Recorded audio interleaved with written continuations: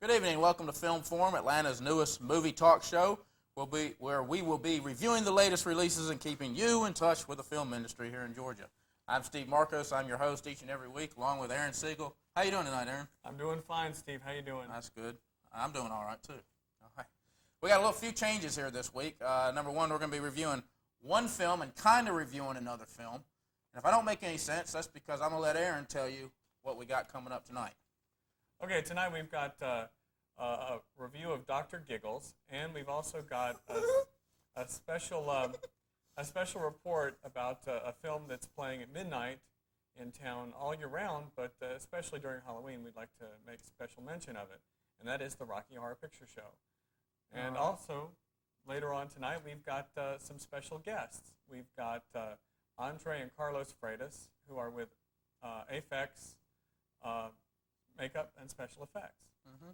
And also, as another thing we'll be switching to a little bit is the Critics' Choice has changed a little bit this week. Instead of picking one topic and me telling you my top three, Aaron's top three, we're splitting it up. We're going to kill two topics with one Critics' Choice here tonight. Aaron's going to be doing classic horror, and I'm going to be doing, for lack of a better term, human horror, where human beings are doing the dastardly deeds. So that's what we got for you tonight, and we might as well get started. And what should we do first? Now, you wanted me to do the movie to start with. Yeah, why don't you go ahead and give us a synopsis of Dr. Giggles. Dr. Giggles, all right. First feature release here, Dr. Giggles. This right here is a true slasher film which came out last Friday, and it's a story of Dr. Giggles, who's come back to his hometown to avenge the death of his father, who years before was lynched by an angry mob of townsfolk because he was practicing some bad medicine, like cutting people's hearts out for his wife's had a bad heart, and he was going to try to be the first transplant heart surgeon. Of course, he died a little bit too soon. Dr. Giggles was a little kid. He was involved as well, but he escaped. So I guess that wraps that one up, unless I left out any intricate plot details. Did I cover it pretty much, Aaron? That sounds pretty much it. All right. So we're going to roll a clip now. Now, I'm going to set this clip up because it's so you know what's going on in this case. This clip here is of Dr. Giggles killing somebody. And it's not just anybody. It's someone who happens to be standing around. Because in this movie, that's a big deal. If you happen to be standing around, you could get killed. So let's go ahead and take a look.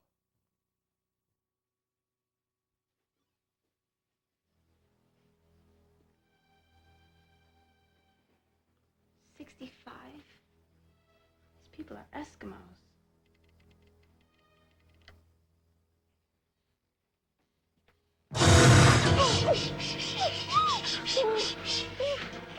You'll catch your death of cold running around like this. I think we should take your temperature. Now, don't make a sound. Here's a good girl. Tongue up.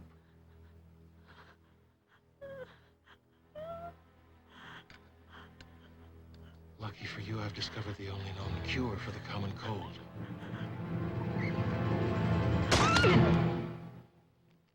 Leave it in for at least a minute. All right, we're back, and that was a clip from Dr. Giggles just out. Before we go any further, let me remind you that we are live, 873-6713, if you have any questions or comments about films we're going to review. True slasher movie here. Oh, I don't think so. You don't think this was a true slasher movie? I think it was entertaining for about the first 10 minutes, and then you see things that might come into play in the plot, and then they just change it all around. And I was just waiting for the guy to do a real heart transplant. Yeah. Well, the thing with the slasher films, I really don't know how to review them because there's a lot of films I don't know. I might not particularly like, but I can say I know certain people like them. But I don't know what makes a good slasher movie. Is it like the worse it is for us, the better it is for slasher movie fans? I don't know. I think there needs to be a lot of blood and guts, a lot of creative ways of getting killed. Well, what happened here, it started off good. Dr. Giggles kills a few people to start with. Then it goes right to the high school where all the horny teenagers are. And we don't see any gratuitous sex. Yeah, I mean, it's got to count off because I believe, though I'm not 100% sure, but I believe, doesn't like the killer have to chase young naked teenage girls as they run around like this with their boobs flopping and then kill them?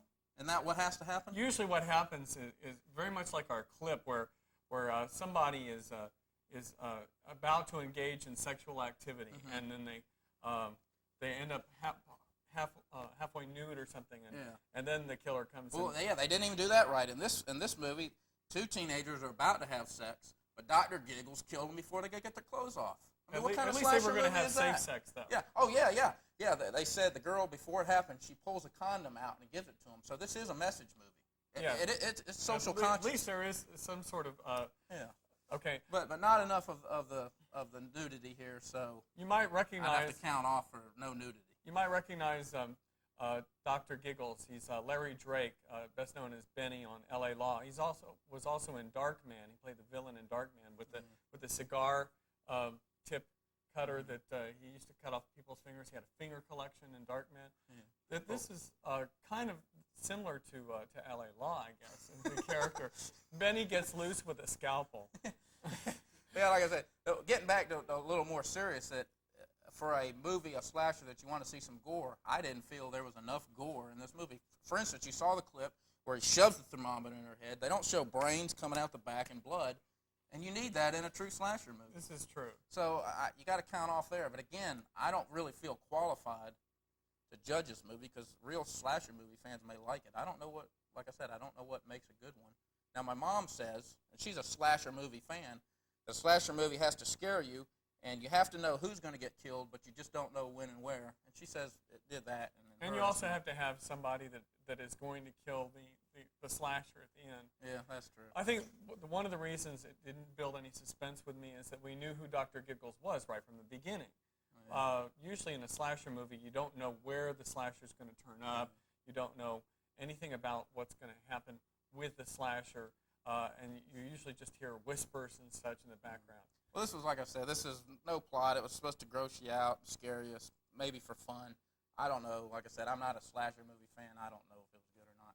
To give it some stars. Let's go ahead and average our stars together. I'll give it maybe 1 star. What about you? I give it 0 stars, so it comes out to be a half. Have a star. But now, if you're a slasher movie fan and have seen this film, be sure to call us because we may go by your stars because you may know it's a good film. Okay. We'll Once give it a again, half star then. the number is 873-6713, and Now we get on to our new film, which, all right, kind of our old film. Our You new go and ahead. old film. All right. Okay. The film that we're going to talk about right now is The Rocky Horror Picture Show. It was released in 1985, directed by Jim Sharman. Stars Tim Curry, Barry Bostwick, Susan Sarandon, Meatloaf, the rock star, or the rock performer, Richard O'Brien, Pat Quinn, Little Nell, it goes on, Jonathan Adams, Charles Gray. You might remember Charles Gray from the Bond films and such, the James Bond films. He was one of the characters in those. The film involves Brad and Janet, a couple that are just newly engaged, and they're on their way to see their old high school professor to announce their engagement to him. And Brad forgets to fill the tire with air or get the spare tire fixed, and the car breaks down. And they end up wandering into a castle to try and use a phone to call for help and whatever. They meet up with Dr. Frankenfurter, which is a parody of the old Frankenstein movies. And he gives them a night to remember, kind of. It's kind of twisted. Anyway, I'd like to go ahead and discuss this just for a few minutes. Yeah, we'll just say a few things. I was going to say, like a lot of movies, we say, wait till it comes out on video if it's a bad movie. Not so with this one. No, don't watch this on video. This is where This you got to is go to the boring on theater. video. You got to go to the theater. It's not a movie you go to just to see if it's a good movie or not. This is a parody of science fiction movies, of rock and roll music. Yeah. You like to see the crowd yells funny things. A lot of people dress up as the characters And and they bring reenact. rice, and they throw rice during a wedding Yeah, scene. characters will dress up just like the characters and act it out on the stage, and I believe that's what our little video will be about, some of the cast members. This was, for me, in high school, this was always the place where you went and you drank all night at the football game, and come midnight, if you conned your parents into letting you go to the midnight movie, you had 2 hours to sober up before you had to show up.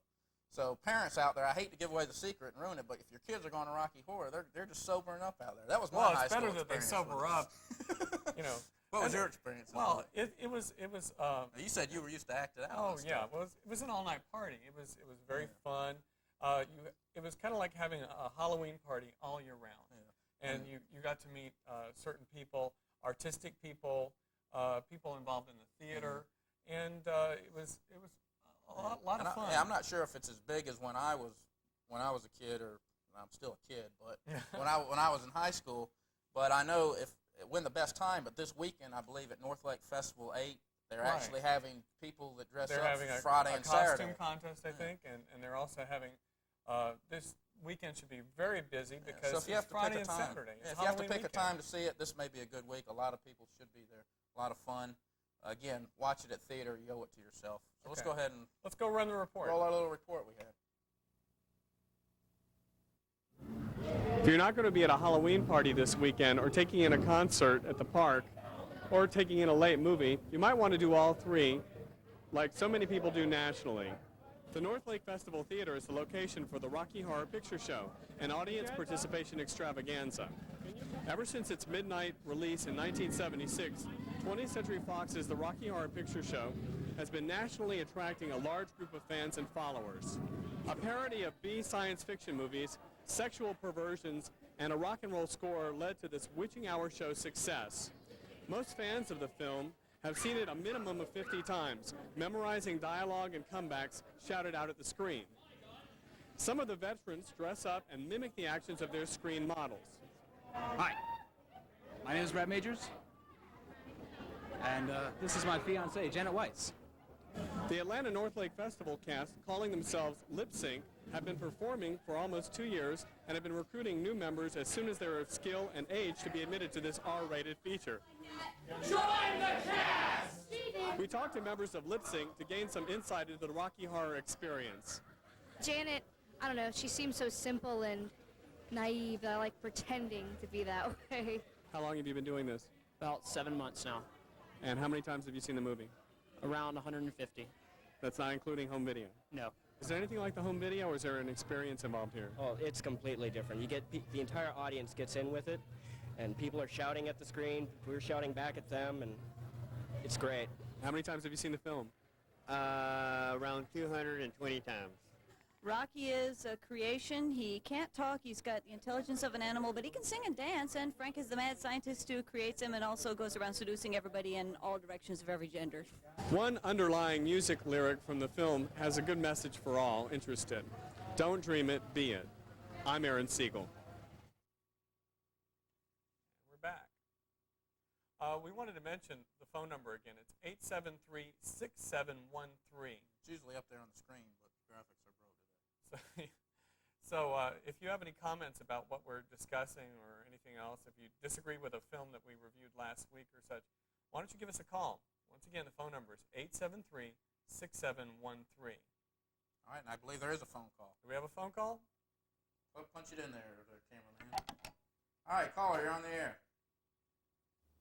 Hello? Hold on a second. Caller, you're on the air.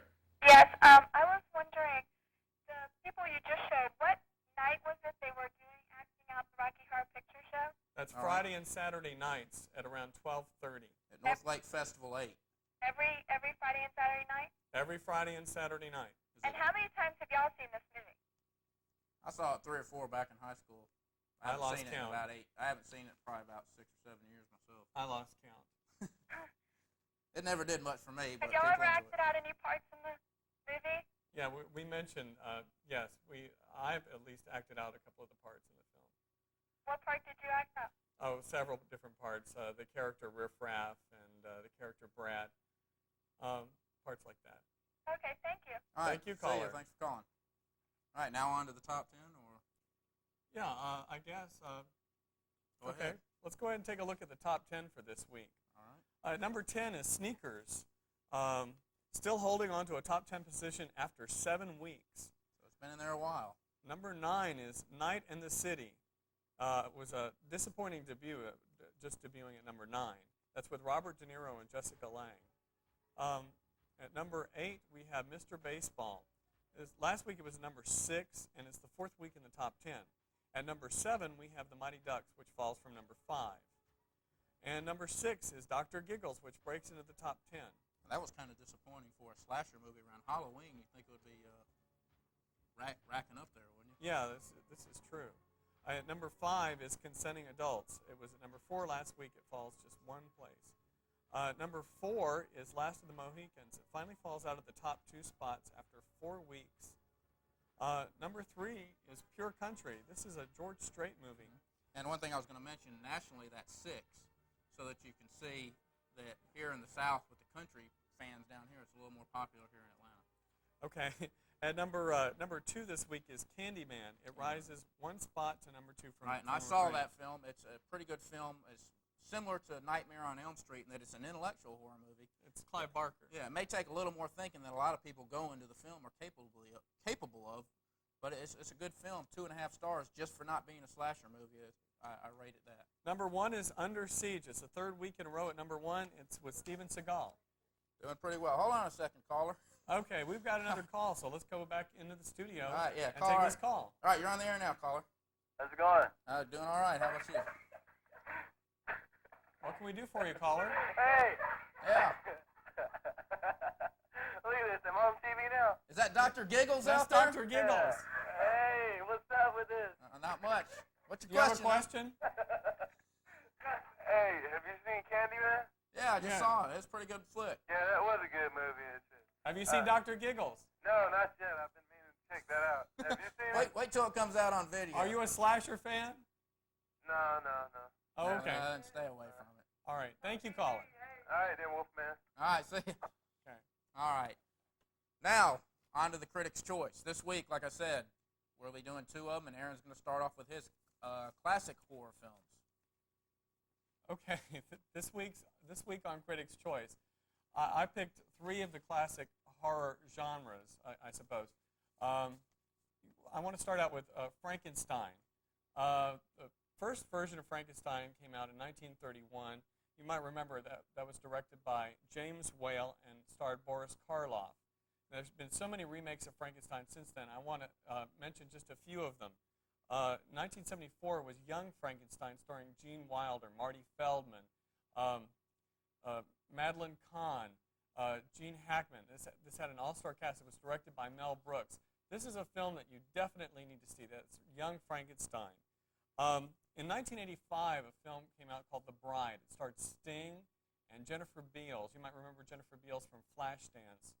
She was the on-camera actress. The film The Bride was directed by Frank Rodin, and you might want to check that one out. Also, my second genre of films is Dracula. Okay, Dracula came out in 1931, starred Bela Lugosi, and was directed by Rod Browning. There were several different versions of Dracula that came out after that. There was a 1979 version that starred Frank Langella that was directed by John Badham. That very good, holds very true to the film. In 1983, The Lost Boys came out. This was kind of a different play on the same theme. That was directed by Joel Schumacher and starred Kiefer Sutherland and Bernard Herrmann. It has the vampire theme. Also came out in 1983 was The Hunger with David Bowie, Catherine Deneuve, and was directed by, I'm sorry. And I also want to mention that this year, in 1992, we came out with Innocent Blood. That was directed by John Landis. Okay, my third in these categories of classic horror films is werewolf movies. In particular, An American Werewolf in London. That was also directed by John Landis. It starred David Naughton. You might remember David Naughton from his 70s disco hit, Makin' It. So he actually had a film. This was a comedy and a horror film combined. It was done incredibly well. The script was done well, and there was makeup and special effects that took home a lot of honors. Also, there was The Wolf Man with Claude Rains, Bela Lugosi, Ralph Bellamy, and Lon Chaney Jr. And in 1973, there was Werewolf of Washington, which starred Dean Stockwell, which tied into the Watergate scandals and such. In 1981, there was The Howling. It was directed by Joe Dante and starred Patrick McNee, you might remember him from The Avengers, and Dee Wallace. So those are some of the werewolf films you might want to check out. And that's it as far as my Critics' Choice. All right, now Steve? on to my Critics' Choice, which was human horror films where the people are doing the slashing, and I'm going to run over these really quick here. Number 1, Texas Chainsaw Massacre. This is not a slasher movie. Came out about 6 years before Friday the 13th, the first slasher movie. Truly horrifying film. A bunch of deranged people running around with chainsaws. They don't make them like this anymore. Number 2, movie you may not have heard much about, very disturbing movie, I can't stress enough, is Henry, Portrait of a Serial Killer. This isn't a slasher movie again. Again, this is real. On the box, little trailer says he's not Jason, he's not Freddy, he's for real. A very disturbing violence in this movie. It was filmed in '86, wasn't released until 1990 due to the fact that they couldn't get an R rating. The Motion Picture Association said no possible R ratings, and we'll give it X. It was unrated. And number 3 goes without saying, Psycho, which I love for Anthony Perkins' portrayal of Norman Bates, and also the wonderful art direction. You have a creepy hotel with a creepy house up on the hill, really set the mood for the whole thing. Very similar to the art direction in Texas Chainsaw Massacre, which set the whole thing up for the moodiness of the whole film. And those are my top 3 human horror films. Now I guess it's on to video releases this week, which I believe we only have one, and it is Beauty and the Beast. Animated. It's that Walt Disney version of Beauty and the Beast, but has Yes. Angela Lansbury and all those. Nominated for Best Picture, one of the only Right. cartoons I believe ever. Yeah, you might want to last year. keep in mind that Disney is coming out with Aladdin this year, and that looks to be like a very good film. And the composer for that film, I believe his name is Alan Ashman, died of AIDS right after Beauty and the Beast came out. Now the new Aladdin film, he has 6 more songs. They claim they must have done obviously before he died. And on this week on pay-per-view, we have The Lawnmower Man, movie off of Stephen King. It's a fairly decent film. It could have been better. Resurrected, 976 Evil number 2. So I guess that I never one even snuck heard up of on it. 976 Evil number 1. I've heard of that, but And White Sands also came out, and That's those with are Mickey on. Rourke. Yeah, and those are on. I believe check channel 34 for details. And now we're back with our very special guest. Okay, each week on Film Forum we have a very special guest, and this week is no different. This week we have Andre and Carlos Freitas of AFX Studios. They are special effects makeup artists, and we'd like to welcome them to the show. All right, how you doing, guys? How you doing, guys? Thanks for having us here. All righty, I see you've got a lot of stuff out here as well. Start explaining what I have. Yeah, why don't you go ahead and give us an idea of what you've got here? Oh, by the way, they did the makeup on me here. If you've seen me being gory, so they do a pretty good job. What we have over there on the end is called a maquette. Basically, when a director comes along, he'll give me a script, and This right here, right? I'll take a script and I'll read it, and then I'll do a 3-dimensional model. And that way, it's better than a drawing where a director can look at it all the way around or examine it instead of just seeing a drawing, and he has something better to go by.